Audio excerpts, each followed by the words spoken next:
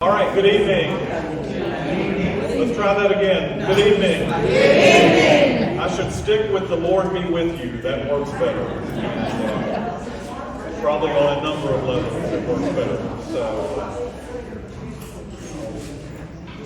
take that on board fully over time. All right. Welcome. When Debbie and I pulled in, there were so many cars. I thought, is there a meeting tonight I don't know about? So, and that's meant to get a laugh, but it's true also. If you really want to know me, one of the keys is I am not presumptuous.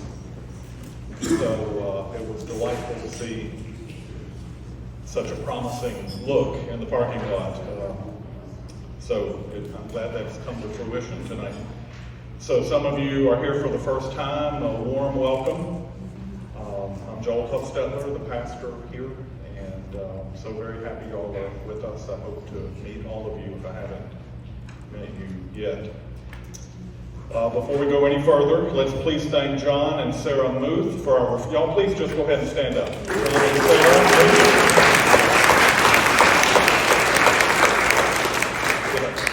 Excuse me, get our refreshments. That's the one. It's full. I haven't got it. I'm looking for water. Thank you. Oh, thank you. So, breaking news, the sign-up sheet is full. So, apparently, is that the message I'm getting? Great. So, we have refreshments then for the rest of the series. So, thank you all who have signed up for that. But again, John and Sarah, thank you tonight. Speaking of sign-up sheets, there is one. It's in Strategic. Isaac has it right now. It really helps me to know who's here, and also it helps with follow-up. There is an end goal for this class. It is confirmation and reception on December the 3rd when the bishop comes. It's been made very clear the class is for the entire parish and anybody in the community who wants it. But we are moving toward confirmation and reception for those who wish to take that step. And to go ahead and have a roster of people who are attending is very helpful. So the sign-up sheet has been amended this week. There are 4 different things you can check. Confirmation, if you know for sure that's what you're interested in. Reception. Reception and confirmation are really synonyms at this point. But if you were baptized as a baby, as an infant, as a small child, and have not been subsequently confirmed, you would be confirmed. If you were baptized at a little bit older age, in the range of 8 years and up, you knew what you were doing, you knew why you were doing it. We respect that baptism. I was baptized at 12 at Ridgeview Baptist Church in my hometown. Along with my buddy Jerry Fowler. He and I got baptized at the evening service way back when. Lost touch with Jerry a long time ago. But I was baptized at 12, so these days I would be received into the Episcopal Church. I had to be confirmed back in the day. We've gotten a little more ecumenical in the last 30 years. So I can talk, it's just categories. It's the same basic prayer. The point of it all is the bishop will lay hands on you. And we believe our bishops can trace their lineage all the way back to the apostles. So I well remember I was confirmed by the Bishop of Atlanta, a man named Judson Child, and I can still, in my mind, he really pressed down. And bishops do that. They do that when you're ordained as well. It's meant to leave a lasting impression. So confirmation and reception are 2 good options. Also, if you wanted to make a reaffirmation of faith, you can do that as well if you were confirmed years ago. If somebody you love is being confirmed or received and you'd like to be up there with them, you can make a reaffirmation of faith. In the tradition in which I was raised, we called that rededication, and I did that several times. When the altar call seemed particularly compelling, including the night I raised my hand at a James Robison crusade, when James Robison had said, "Nobody but God will be looking." And so I raised my hand that I wasn't sure about my salvation. And an usher comes and taps me on the shoulder and says, "Wouldn't you like to come down to the altar?" And I'm like, I thought nobody was looking.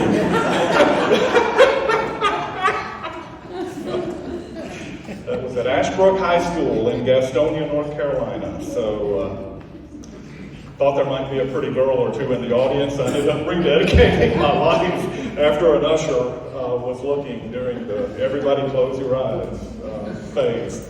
So that's not in the script for tonight. Reaffirmation is a way of making a public statement that something's changed in my life, and I'd like to have the bishop pray for me in a public liturgy. So it's a wonderfully viable option. The fourth category is I would like to talk with Father Joel. So if you're not sure about confirmation vis-a-vis reception, if you've joined as a baptized member and you think maybe that's where you want to be for now, we can talk about that, because that's a perfectly good option. If you have never had the talk with me about your journey to the Episcopal Church, I welcome that. There's nothing I'd rather do than talk to someone who's on a journey, because I remember when I was on that journey. I'm still on the journey, but I had a sort of rebirth of my interest in organized religion when I was in college. That happened in the setting of a Catholic Mass, actually, on Christmas Eve. And I knew, though, for numerous reasons, that the Roman Catholic Church was not really going to be for me. And I didn't know where I would end up, or if I would find any church in which I felt really comfortable. And the journey to the Episcopal Church was a circuitous, unpredictable route, and that's for another night. But to meet with people when they're on a journey, there is nothing that drives me more as a pastor than to have those conversations. I had a little bit of trouble finding somebody interested when I was at that phase. So I've got a real heart for it, and that heart has never diminished to talk to folks who are looking for a church home. It's really the driving force of what I like to do the most. So when you see the sign-up sheet, I hope you signed in tonight. If you didn't, that's okay. Please sign in before you leave. The fifth category is simply you're here. But if you know you want to talk to me about confirmation, reception, etc., we can talk tonight. We can set up an appointment tonight. I've got my calendar, and we can talk about that tonight. But if you know for sure you want to be confirmed or received or make a reaffirmation, please just go ahead and indicate that, and it'll help us move toward that. All right, so just a couple of other announcements. We're back on for 4 consecutive Tuesday evenings. We did get started 2 weeks ago. Debbie and I were able to go on vacation in the interval, our first vacation of the year. It was wonderful, and I hope it will sort of renew us for many, many, many weeks to come. But we went ahead and got that first session under our belts, but now we're in it for 4 consecutive Tuesday nights, and we're posting it online, these sessions, the week after they happen. We really are emphasizing in-person attendance, but for those of you watching online, we are thrilled that you're with us. We fully embrace the technology, and I know several folks already have watched it online. It was interesting to review briefly this morning the comments from Sunday, and people checking in. I had something I had to do, I'm sick, and people, the tool of online is a great gift to the church. There is more to be said about that in a deeper context, and that's what we'll be doing in this class. The whole thrust of the class is post-pandemic Christianity. So a big day to remember is December 3rd. Our diocesan bishop is Brian Cole. Bishops make a pastoral visit once a year in the Episcopal Church. And Bishop Cole will be here on December 3rd at all 3 services. So if you're not being confirmed or received, please just pick the service of your choice. But confirmation, reception, and reaffirmation will happen at 10:45. So if you've been in this church your whole life and are here because you love education and love the fellowship, please go ahead and mark December 3rd on your calendar.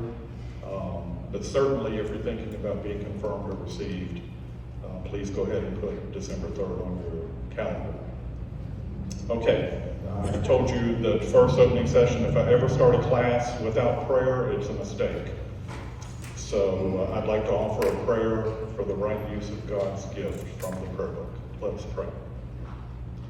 Almighty God, whose loving hand has given us all that we possess, grant us grace that we may honor you with our substance, and remembering the account which we must one day give, may be faithful stewards of your bounty.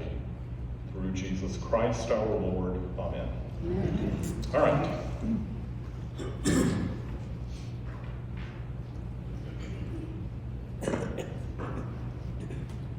In 20 years, only one person has playfully ribbed me about how much water I drink. And I take enough antihistamines to kill a horse. And just always am dry, and allergies can kick in at a moment. So I can just go dry as a bone in an instant. So it is water. And it's always water.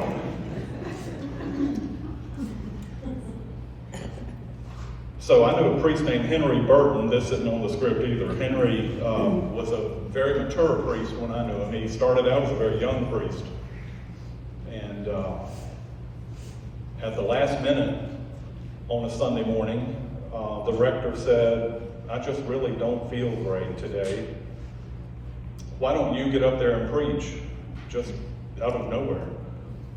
And what do? You work for the rector? He says, "I can't go today." So there was always a cup on the pulpit, kind of underneath where the banner hung.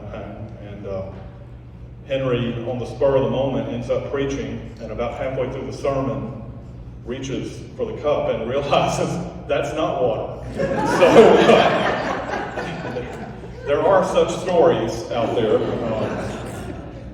but that's why that's always there. All right, so you never know where this class is going to go. So everything is planned out until the moment of, and then it's just wherever we end up is where we go. So some of you may know the name Russell Levinson, often called Russ Levinson, is the rector of St. Martin's Episcopal Church in Houston, Texas. St. Martin's is the largest Episcopal church in the country. It has 10,000 or so members, and it is by far the largest in the country. There is really no church close in the Episcopal tradition to St. Martin's, Houston, and there are other large Episcopal churches in Houston. Russ Levinson got a lot of notice when Barbara Bush and George H.W. Bush passed away. He did the homilies at their funerals. And Russ Levinson, because of his notoriety in the Episcopal Church, has a pretty high profile. He wrote an article in a national magazine called The Living Church a number of years ago now about what makes St. Martin's St. Martin's. What are our principles that have fueled this kind of growth? Interestingly, on a much smaller scale, a lot of those principles sounded very familiar. A lot of what we do at St. Luke's on a much smaller scale is very resonant with some of the principles, not all, but some of the principles of St. Martin's Houston. But Russ Levinson wrote a pretty good summary article a number of years ago of what makes St. Martin's the church it is. And the sort of tagline from the article was, "The church is not the united way with the cross on top." So the title of this course is Rediscovering Church, Christian Spirituality in a Post-Pandemic World. I know that's a big title. There's a lot you can do with that.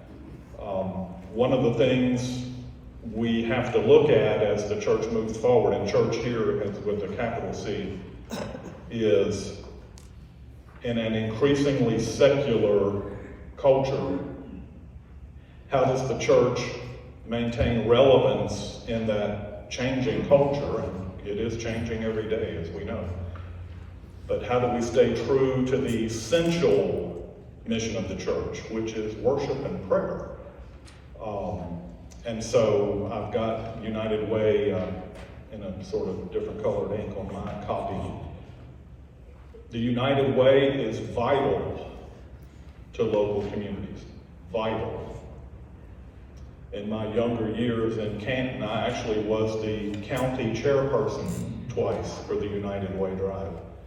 In Haywood County, North Carolina, I'm on the board of Ludic Spectrum Center, and we couldn't survive without the United Way. We've got a church parishioner who's a full-time employee of the United Way. All of which is to say this: the United Way is crucial to local communities.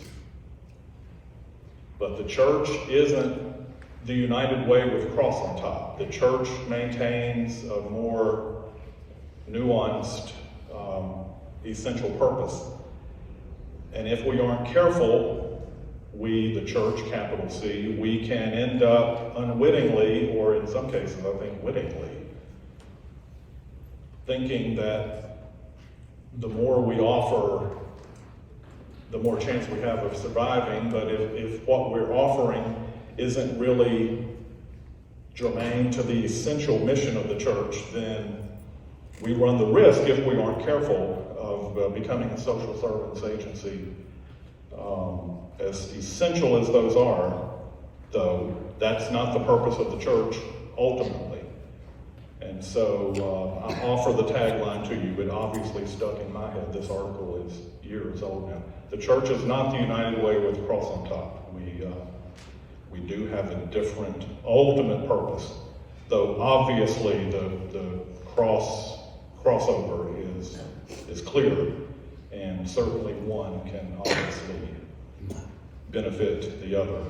So a part of what makes the church is an emphasis on community. A part of having this class is the refreshments, meeting each other, saying, I didn't know you went to this church, or I go at 8 o'clock, or whatever. These things happen all the time. I end up within earshot of somebody in a conversation a month ago said, person X, I just found out they go to my church. And I said, yes, they do. They go at 8 and you go at 10:45. So that happens all the time. We're having this class in part to foster community. We've been doing these classes online in the pandemic in the last couple of years. This is the first time we've come back in the fall to doing it in person, and I think the fruits are obvious. So a part of why we're doing this class is to build community. So if you look at the Greek word in the New Testament for community, it's koinonia. And if you look in a dictionary, that word in context has these sort of nuanced, obviously interrelated meanings. Koinonia in a biblical context connotes fellowship, not just individuals happening to be drawn to the same event, but a sense of common purpose in that shared event. So koinonia means fellowship. Christian community connotes fellowship, not just attendance, not just belonging. The word also connotes joint participation. So obviously that's a part of a key element in community is people participating. And so to zoom back up to the 30,000 foot level, how does that look like in a post-pandemic culture milieu when online has become simply part of the offering?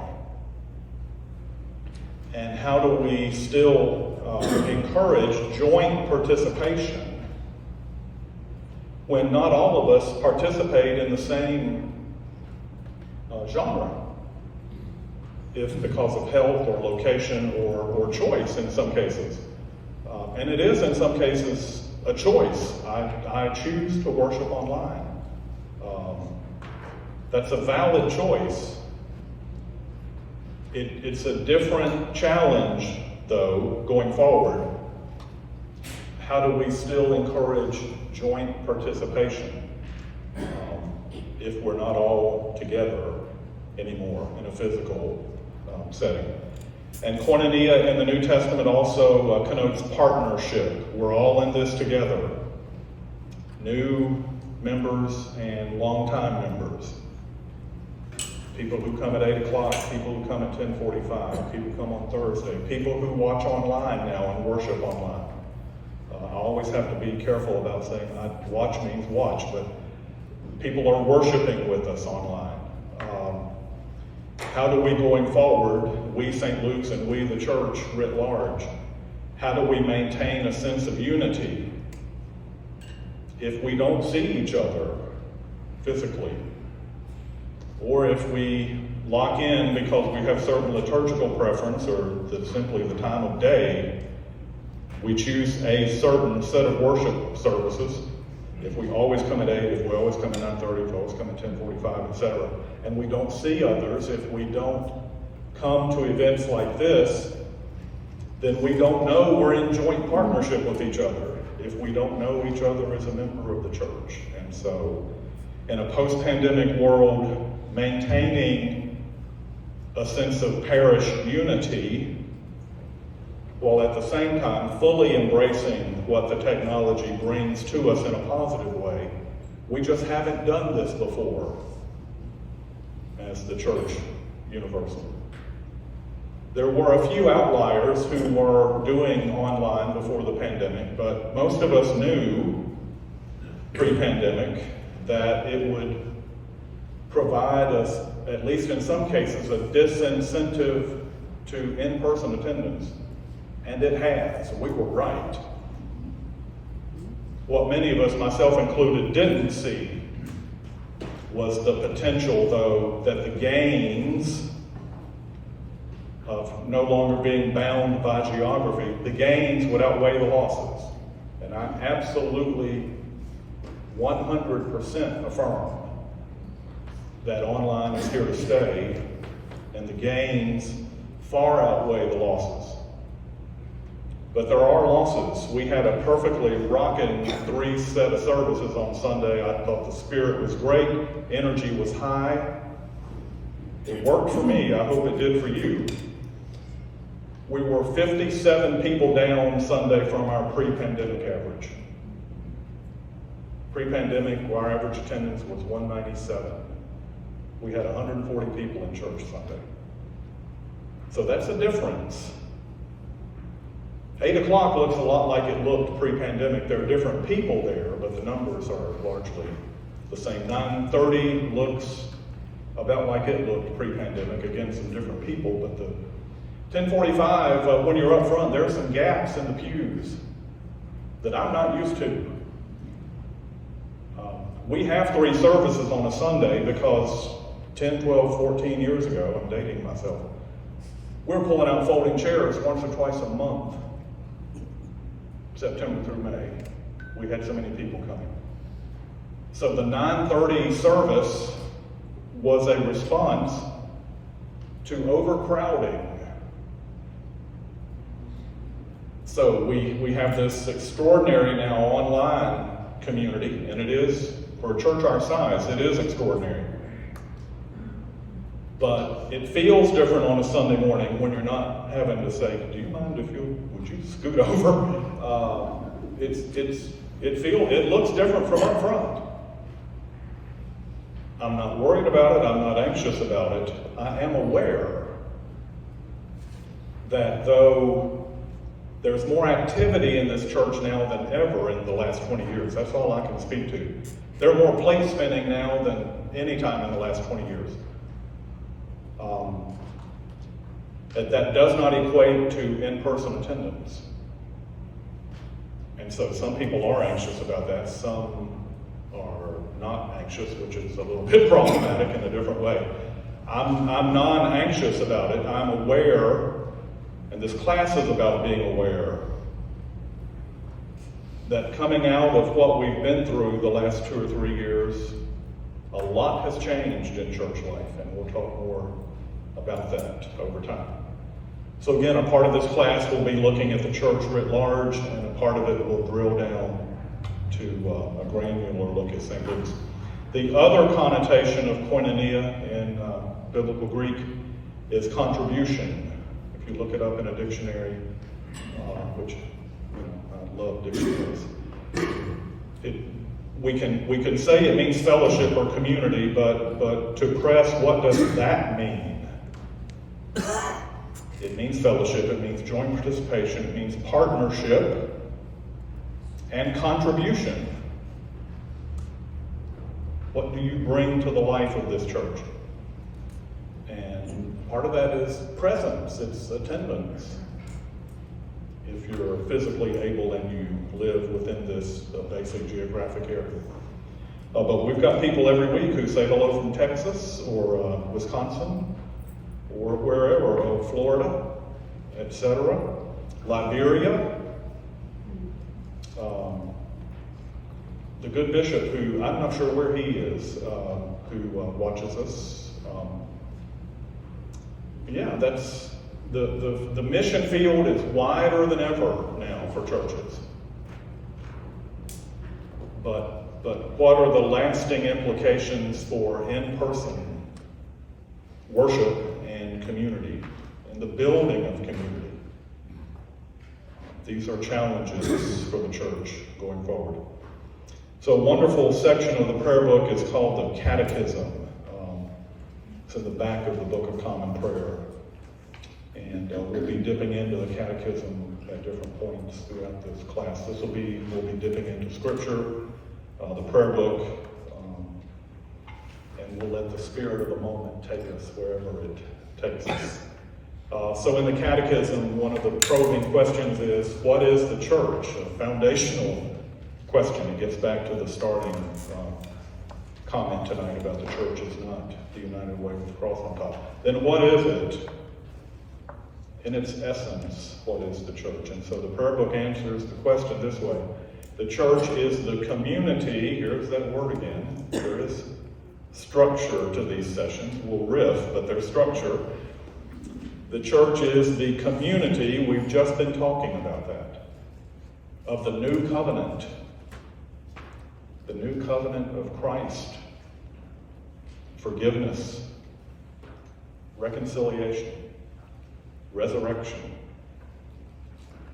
So the church is the community of the new covenant. So what of that transcends geography long term, and people from Texas and Florida and Liberia and wherever, people in town who were sick that day. I walked in to give communion a year or so ago at Tenova, and the spouse of the person who was in the hospital said, "Good sermon today." They had watched on their phone in a hospital room, half a mile down the road. Which is great, unambiguously wonderful that tool exists. But what are the long-term challenges for the church, writ large and local, to build community that gives us a sense of unity and coherence as a parish? I go back to the example, it happens to involve Debbie in the most absolutely non-controversial way possible. I forget now, how's that for a preface? I'm famous for my prefaces. It's the Teutonic. I just can preface everything. And at my age, I have to think about what I was talking about before the preface. I got home sometime in the last quarter. And Debbie said, "Well, how was your day?" I said, "Well, it was good." "Well, what'd you do?" I don't ever violate any pastoral confidences, or they'll never go beyond my hearing. But obviously, we talk about her days, obviously. I said, "Well, it was good. I saw person A at 11, person B at 12:15, and it was always 11 hour, always. I saw person C at 2. I saw person C at 3:30, and I saw person where am I? E? I saw person E at 5, which is just normal, end of the day conversation, perfectly normal. It was just this little pause, and then she said, I don't know any of those people. I said, well, they're all active church members. They're active. They're in the parish. So that just speaks to, A, isn't it wonderful that the parish is growing? But B, we have to be intentional about working at maintaining and building community and a sense of coherence in the parish, a sense of mutual belonging. So community is key. And I just urge you to think about community in the deeper sense. And so the next question is, what is the mission of the church? And the prayer book tells us the mission of the church is to restore all people to unity with God and each other in Christ. So we could just sort of fly right past that and think, well, that sounds good, it sounds churchy, it's not controversial. Or we can dig just a little deeper. So let's just ask the question again. What is the mission of the church? And the prayer book tells us the mission of the church is to restore all people to unity with God and each other in Christ. So if we stop to ponder the deeper implications of the question and answer, the deeper implications are, if something needs to be restored, then there's a break. And the break is sin. This word that a lot of mainline Christians don't like to, you can hear about just about anything in church these days but sin among mainline Christians. But the whole point of the church is to restore us out of our inherent selfishness. Even the best of us can't help but think sometimes about self more than others. And when I say the best of them, I mean Mother Teresa. But people who are extraordinary still can't help just an inherent human sense of me before others. And so a part of what's happening in culture and why church is becoming less and less vital to more and more people is more and more people in modern culture don't sense the break. If it ain't broke, it don't need to be fixed, does it? Well, that's one of my leadership philosophies. If it's not broken, don't touch it. But the theology of Christianity is we are broken. And we need healing. But if culture doesn't feel that, then culture doesn't need the church. Or needs it less than it used to. Which is what I would argue has happened over the course of decades in Western Europe. The only reason a lot of churches in Western Europe even still exist is to hatch, match, and dispatch. Baptisms, weddings, and funerals are what's keeping the doors open in Western Europe of many mainline churches. Churches in Western Europe are full 2 times a year, Christmas Eve and Easter. They're more full on Christmas Eve than they are on Easter. So there is still a sort of subconscious, most of the year, appreciation that the church does stand for something meaningful, or else people would never come. But if culture in general Western culture doesn't sense a chasm between the human and the divine, then the chasm doesn't need to be bridged. The wound doesn't need to be healed. And in that context, church is less important. And then you start having to deal with, well, then what are the implications of that? And Western Europe is where it is. I would argue that in recent years, North America is looking a lot more like Western Europe at a macro level. Of course, there are pockets of extraordinary growth in Christian churches in some circles. Of course, that's true. There's modest growth in other places. St. Luke's is much against trend in the Episcopal Church. The growth here over time is exceptional vis-a-vis most other Episcopal churches in the United States. But think about what a tiny percentage of the culture we are, even here at the local level. So that makes me think of C.S. Lewis. Lewis was born, I think, in 1899 in Belfast.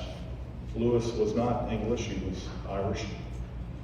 Lewis was wounded in World War I, bore fragments of a shell. He was the victim of friendly fire. Probably the fragments of the shell that hit him probably shortened his life, though he certainly lived to a mature enough age. But Lewis had seen the horrors of World War I up close. And then in his maturity, he was one of the leading theological thinkers in Great Britain during World War II. So Lewis saw, and Americans, I think, don't fully, many Americans, I have to be really careful. My maternal grandfather fought in World War I, and I honor his and everybody's service. That would be stupid not to. World War I was devastating to Europe, just devastating. And the continent never got over it. And then World War II came along. And church life in Western Europe has never recovered from the first half of the 20th century. And Lewis, in his brilliance and in his active Christianity, the second part of his adult life, Lewis was an avowed atheist until about the age of 30.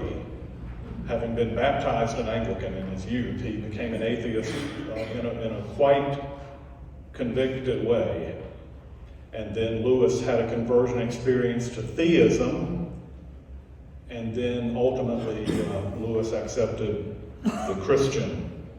So he fully converted to Christianity after converting back to theism. So Lewis had a great concern for the church, all of those prefaces are to say. Lewis had a great focus on the importance of the mission of the church. And looking at the secular trend in Europe, Lewis said, people who don't know that they're sick are not likely to go to a doctor. It's one of those one-liners you can remember. People who don't know that they're sick don't go to the doctor, which was his way of analyzing the secularization that was happening in Western Europe. And part of my thesis in this class is it's coming to America, this increased secularization. And if we don't, we the church, capital C, if we don't step back from the trees to see the forest, we're going to find ourselves one of these days basically completely left out of the conversation. And we'll be here to hatch, match, and dispatch if we, the church writ large, aren't careful. But to say all that is not to talk about maintaining the life of an institution. It's to be reminded of our essential mission. And as I was preparing the notes for this class, I don't know what comes to mind because I can't think or speak for you. If I tell you to think about the news. I suggest to you, think about the news. It's a rhetorical question for you to think about. What images come to your mind right now in this country, whether it's local, or regional, or national, or international? When you think of the news, just think about it in your own mind. That's obviously the point. What images come to your mind? And then imagine, if you will, a continuing evolution of culture where the church, capital C, is increasingly less relevant. And what do you think the news will look like then? If culture loses a basic, foundational, shared set of assumptions about right and wrong, about others before self, about sacrifice for the common good. What if we lose those basic theological underpinnings?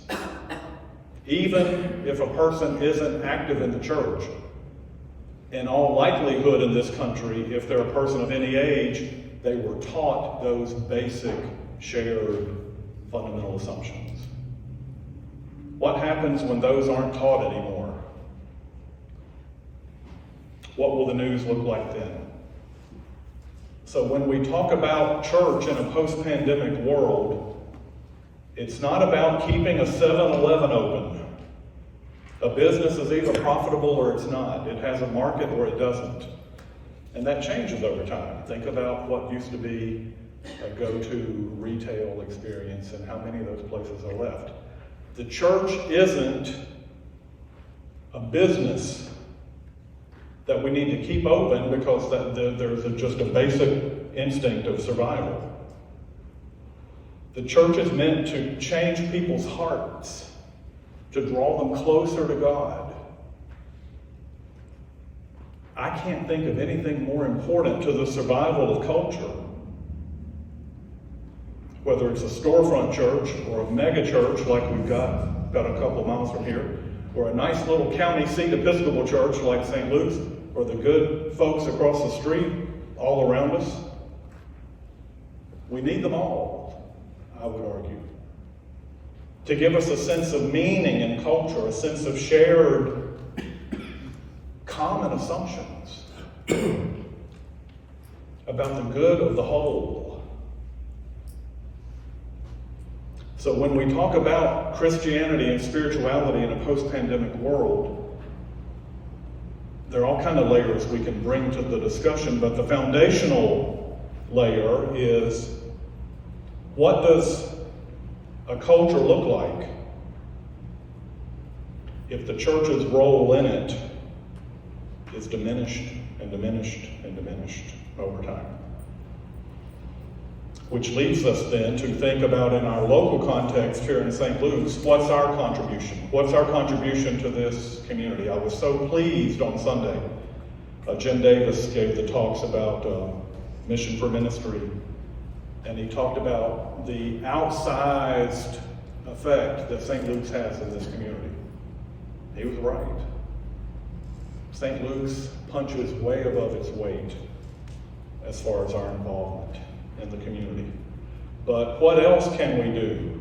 Or who else can we reach for Christ that brings those people into a more life-giving sense of connection with the divine? So what the church is here to do, the kind of community we're here to create, is vital at a macro level to culture. So how does the church pursue its mission? What's essential about the church? The church pursues its mission as it prays and worships, proclaims the gospel, the good news, the healing, the restoration that we talked about, and promotes justice, peace, and love. So church isn't meant to be a retreat from the realities of the news. We're meant to reshape the news ultimately, one action at a time. So it's a really sort of key component of the catechism. The church pursues its mission as it prays and worships, proclaims the gospel. We do that in all kinds of ways. St. Francis said, use words if you have to. Communicate the gospel through your actions primarily. And we're to promote justice, peace, and love actively, not just intellectually giving assent to that vision, but actually working hands-on for justice, peace, and love. And St. Luke's does that in numerous ways. Other churches do it in other ways, and it all comes together for the good of the whole. So the catechism is a brief outline of the faith, and I would suggest that the baptismal covenant in the baptismal liturgy is an even briefer. It's a sort of summary of the catechism. And every time we have a baptism in this church, we say we renew the baptismal covenant. And so in the baptismal covenant, which is on page 3 or 4 in the prayer book, the question by the priest is to the people, and the priest is included, of course, in the question. Will you continue in the apostles' teaching and fellowship?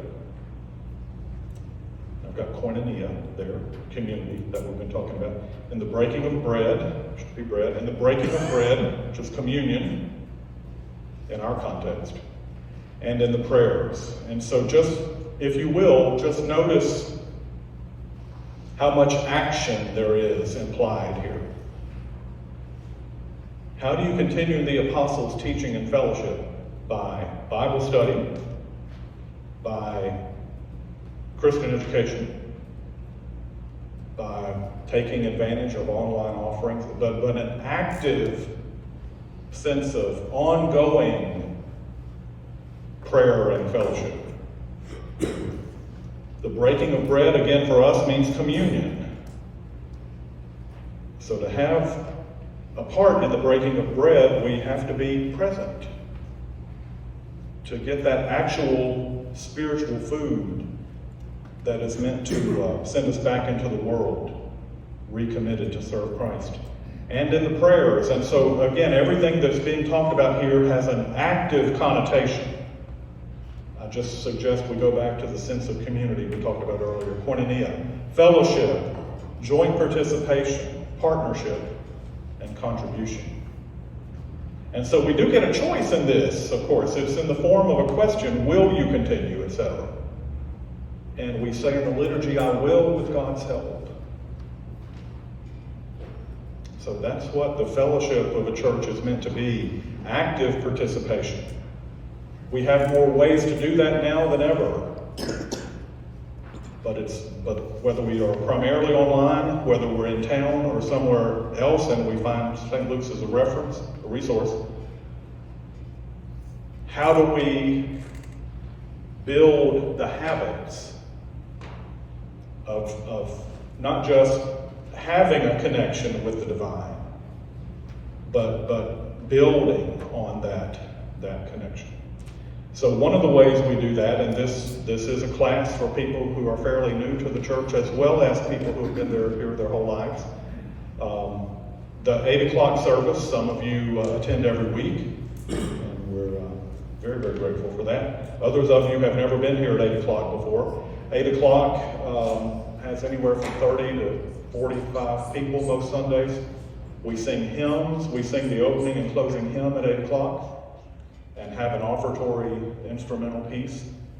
It's the same sermon. The sermon always varies from service time to service time based on the room and the sort of feeling in the room. So we start at 8, finish at about 9:05 most days. It's traditional language, sort of Elizabethan language, Shakespearean language is the language we use in the liturgy. 9:30, as I said earlier, evolved out of a sense of overcrowding on Sundays here, September through May. 9:30 is what some of our members have called precision religion, sort of short and sweet. It's also called speed church by some of our people. 9:30 is exactly what we do on Thursday. We We have the Right to liturgy, we have the epistle lesson, the gospel lesson. You have a full sermon at 9:30, you have a shorter sermon on Thursdays. We have communion, just like we do at 10:45. But it is over in about 40, 45 minutes most Sundays. And then 10:45 is the flagship service as far as the music. And it typically will always is the Right to, the more contemporary language. I do want to put in a pitch. I've got more people listening to me right now than oftentimes is the case in person. Some of you are regulars on Thursday. Some of you dip into it occasionally. Some of you are at work and can't come. Obviously, some of you, it's just not your thing, and that's fine too. I do want us all to know, if you are particularly new to the parish, there is a service every week on Thursdays at 12:10. We typically, I say every week, we take the Thursday after Christmas off, and if July the 4th is close, we take it off. But every other week of the year, we have a service at 12:10. It is communion with a brief sermon, and there's a wonderful sense of community there. Thursday is a really nice offering. If you come, you know that. If you can't come, then that just is what it is, except now you can watch online later. But if it would be an option for some of you, some of the time at least, I do want you to have a sense of what it is. It's a brief service of communion with a brief, less formal homily than Sunday. And most Thursdays I look at my watch and it's 12:50 when I get out the door. So that's, 40 minutes, typically. And also I want to put in a plug for our Christian education. Historically, Christian education is not a strength of the Episcopal Church. When I did my seminary degree, believe it or not, all Sewanee did for Christian education after Christmas, when we had done our 6-week intensive field ed, they brought in a consultant who had about a week's worth of lectures on Christian ed. And that's all we got. And that was an improvement on what people had gotten in years earlier. So I grew up in a tradition where there were people who came to Sunday school who didn't come to church. In some ways, Sunday school, in the tradition in which I was raised, was more, I don't want to say more important. Christian education was at least, and it was primarily Bible study in that context, which I'm all for. I'm kind of Bible oriented, if you know me at all. Bible study was as important as church in the tradition in which I was raised. That historically is not true in the Episcopal Church. Some of us have worked our whole careers to change that. This course that so much energy goes into this course is just an example of the importance that we've tried to place here on Christian education. That said, it doesn't get the most overwhelming response in the world. And in many ways, I think that's really unfortunate because so much time and energy goes into preparing classes that we think really will be helpful to people. We don't do it just to do it. We do it because we think it will enrich people's lives. So I do encourage you, if you're already involved in our Christian education program, thank you from the depth of my soul. If it's something you think you'd be interested in, I commend it to you. And if the hour doesn't work, then we've got all the online offerings. That's how I get involved in Christian ed, because I'm kind of busy at 9:30. I can't come in person to the classes over here. And certainly we want our children and youth to be involved in education. And again, the percentage of involvement is not what we would like in a perfect world. Of course, we don't live in a perfect world, but I'm just being very honest with you, very candid. I don't know why it would be anything other than that. In the Episcopal tradition, Christian education was not a focus until relatively recently. I mean, I was ordained in 1990. I mean, if you have any tradition as a Baptist or a Methodist, probably a Pentecostal as well, can you imagine seminarians going through their whole course of study without any real teaching on Christian education? It's crazy. But it's what used to happen in the Episcopal Church. It's still not a strength at a macro level. We think it is a strength here at St. Luke's. And I just really encourage you, whether you're a young parent with children, you've got teenagers, or if you're in a phase of life that Debbie and I are in and would come to the adult classes, I just really encourage you to involve yourself as much in the Christian education program as suits you. But I do commend it to you. So let's do one more block tonight. We did talk last week about this phenomenon that people call the Great Dechurching. Let me just interject here. This is not a preface, I'm good at caveats too. We're going pretty deep in this series of reflections, at least I think we are, as we candidly assess where the church is, capital C or St. Luke's. I do want to be clear, I am more enthusiastic than ever about what the church has to offer and the importance of what we do. So to take a hard look at changing demographics is not in any way meant to imply a sense of fatigue or loss of morale. I'm all over church. And St. Luke's, I would argue, in 20 years, it is my experience anyway, there's more energy here now than ever. It plays out differently as far as in-person involvement. But there are more options for people to connect with than ever. But we live in a culture where people, in general, are less inclined to connect. But I don't know why I feel the need to say this, but I do. I just don't want any of our honest discussion of demographics in any way to imply a sense of woe, if you will. I've got more energy for the life of the church than ever. I hope you do too. What I'm really, if we only had 15 minutes for this class rather than 5 sessions, what I would say to you is this: we've really got our work cut out for us in this culture, we the church. If you look at the news and are encouraged, then I'm happy for you. I'm not. At a macro level or the local level.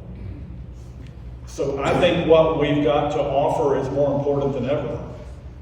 And for us to stay focused on what are we here to do? What's extraneous, but what's essential? And if we are going to be a part of this community, there's that word again, then what are our responsibilities to bring to it as well as take from it? Of course you're here to be served. Of course you are. But you're also here to serve. And how do we do that in a cultural setting where church is the second or third or fourth option rather than the first? And that's my I'm an amateur sociologist in my spare time. Get nothing out of it. I think what's happening in our culture is church, consciously or subconsciously, just keeps becoming lower and lower on the list of priorities for people writ large. But the role of the church, I think, has never been more vital than it is. So there's a reason we're having 5 sessions, but if we just had 15 minutes, I would say we've got a lot of work to do. Let's embrace it and do it. And then we need more sessions to talk about, okay, great. What does that look like? That's what we're trying to plant some seeds in the 5 hours that we have. But what sociologists of religion are talking about is the so-called great dechurching, which we did talk about in the first session. If you weren't able to be here 2 weeks ago, that is online, and you can get to online in any number of ways here. And if you need help with that, the staff would be glad to help you. So an article actually was in the Chattanooga newspaper this past Sunday, What's Behind America's Great Dechurching. I had looked at a couple of other articles the first session, so the authors are listed here. And they say U.S. church membership as a percentage of the population is now at a record low, down more than 20 points in the 21st century. So let that wash over you. We still talk, I say we live in the buckle of the Bible Belt here. I mean, I'll use that phrase. Think about in your circle of acquaintance, how many people have no active relationship with the church of any denomination? So I suspect that number is greater than it would have been 20 years ago for those of us of a certain age. I suspect it's greater than it would have been 40 years ago for those of us of a certain age. So the statistics that they're quoting are active church membership, meaningful relationship with the church, is down more than 20 points in the 21st century, and sinking would be the larger point. So I've been ordained 33 years, I think. I have a memory that we used to say there were 3.1 million Episcopalians. I'm not sure if that's accurate or not. I know for sure we used to say there were 2.5 million Episcopalians in the country, in the Episcopal Church. There are some foreign dioceses that are still part of the Episcopal Church. So now the statistics are that there are 1.5 million Episcopalians. And they quote, there are 2.4 million Girl Scouts. And we're very happy about the Girl Scouts. We're very, very happy for them. It's called the United Way. The United Way is vital. Does some great things churches don't do. And the Girl Scouts are very important. And we embrace that fully. But the Episcopal Church has lost 1 million members in the time I've been ordained, at least 1 million. So, and we're not alone. So the deeper level point would be what are the implications for culture? So the note about personal level here is the rhetorical question I ask about how many people in your circle don't have an active relationship with church. Whatever that looks like, whether online or involved in outreach ministries, etc. So the trend has been happening in mainline Protestantism for decades now, just sort of a gradual decline in church participation. The pandemic has led to a plunge. There are statistics that indicate active participation in church life in the U.S. is down by 1/3 post-pandemic. Now that's staggering to think about. Now, I don't know what sociologists come up with that number, but 1/3 less participation in church life post-pandemic has enormous cultural impact at a macro level. It is said about the Anglican Church of Canada, this statistic came out before the pandemic, but not much before. The Anglican Church of Canada is declining at such a rate, there are so few baptisms vis-a-vis burials, that by 2050 there will be no Anglicans left in Canada. I mean, that's theoretical. In reality, there will be some. But the rate of funerals in the Church of Canada vis-a-vis the rate of baptisms is such that mathematically, by 2050, there won't be any Anglicans left in Canada. So the U.S. is nowhere near that, but the trends are not encouraging for the Episcopal Church in general. And again, we're not talking about keeping a 7-Eleven open. We're talking about people's relationship with the divine and how that relationship is meant to be life-giving and restorative. So the authors say, recent news that the Southern Baptist Convention, America's largest Protestant denomination, lost 500,000 members last year. Makes clear that decline is no longer just a mainline problem, and this is a huge point. We have a massive, I just remember my algebra and geometry teachers, and God bless them, bless their hearts, seriously. I couldn't wait for it to be over. But I remember them teaching us, there's an exception to every rule, right? And we learned that in English, there's an exception to every rule. There's a major exception in this town to the decline in Southern Baptist membership. But on the whole, the largest Protestant denomination in the country had lost 500,000 members last year. There are all kinds of sociological reasons for that, which are the gospel according to Joel. And we won't do that in this class, but it's been coming for a long time. But the author's point is clear.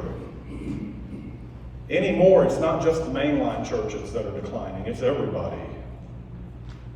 All spiritual connection in the country in general is in decline. Obviously, with pockets of substantive exception, of course, would always be the case. They further make the point evangelicals as a share of the population have sunk to pre-1980s levels. We're talking about in the 1980s, the rise of the moral majority and the 700 Club and sort of the outgrowth of Billy Graham crusades. That's where James Robinson's kind of an offshoot of Billy Graham. Evangelicals have sunk to pre-1980s levels, while the religiously unaffiliated have swelled to nearly a third of the population. These are what sociologists are calling the nuns, or some people pronounce it the nons, and you can spell it N-O-N-S or N-O-N-E-S. Increasingly, people now will tell somebody who asks, either A, I'm spiritual but not religious, or B, I have no preference. So that's where the non or the nun comes in. I have no preference, which is a way of saying I have no active connection with church. And so that number is spiking in culture. So I will reiterate the point I made last week, and I always take my watch off, and we're really going to stop at 7:15.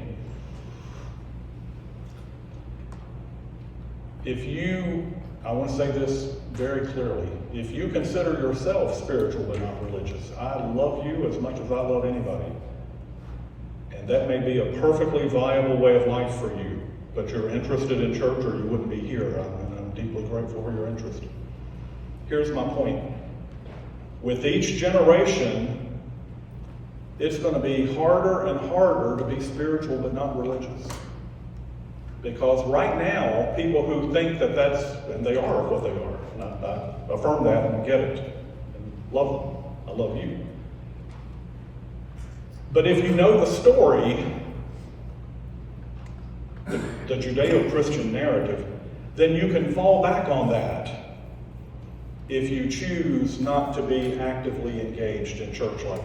If you know the story, and if you appreciate the golden rule, and you remember the parable of the prodigal son, and then you've got that as a as a background and as a part of your foundation, your moral and ethical foundation. What happens with each successive generation if the story becomes less and less known and less important? How then are you spiritual but not religious if you don't have the structure to fall back on? And where does that leave culture if the trend continues? So again, I go back to my caveat 7 minutes ago. None of this is meant to be negative. I wouldn't do that to you. It's meant to be aware of reality. It's meant to be energizing, really. We've got work to do, we the church. Storefronts, mega churches, county seat churches like this one. That one, that one, that one, that one. We've got work to do. And I can't think of anything more important than to convey to a culture a framework of love and of others before self, which is the larger Judeo-Christian message. So I do realize the time. So we got like 2/3 down the first page. That's pretty good. Let me end with this. I meant what I said to start tonight. I thought there might be another meeting going on here tonight that I didn't know about. I'm enormously grateful that so many of you are here. If you're watching online, we offer it for a reason. We embrace the technology and are glad to have it. If you want to talk with me about confirmation, reception, baptized membership, we can talk tonight about setting up an appointment. I hope you'll come back the next 3 Tuesdays. We'll keep in this sort of conversation that I hope in the end you do find energizing and at some level renewing about the importance of church life and the importance of your place in it. We need you. Every one of you, we need you to be the church we're called to be in this community. So God bless you for being here tonight. And I thank you for that. And I encourage you to keep coming back. This is an accommodation to the culture. This class in the day would have been 8 or 10 or 12 weeks. That it's 5 weeks is an awareness of modern life. So it's a short burst. It'll be over in just a couple of weeks. I hope you'll keep coming. Let's stay in conversation. And I can only hope that at some level this encourages you to claim your place, your vital place in the life of this congregation. Let us pray together in the words our Savior Christ has taught us. Our Father, who art in heaven, hallowed be thy name. Thy kingdom come, thy will be done, on earth as it is in heaven.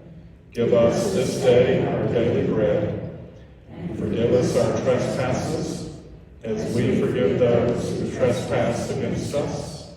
And lead us not into temptation, but deliver us from evil. For thine is the kingdom, and the power, and the glory, forever and ever. Amen. Thank you again very much. If you want to set up an appointment, I'll hang around and we can go to my office and look at a calendar.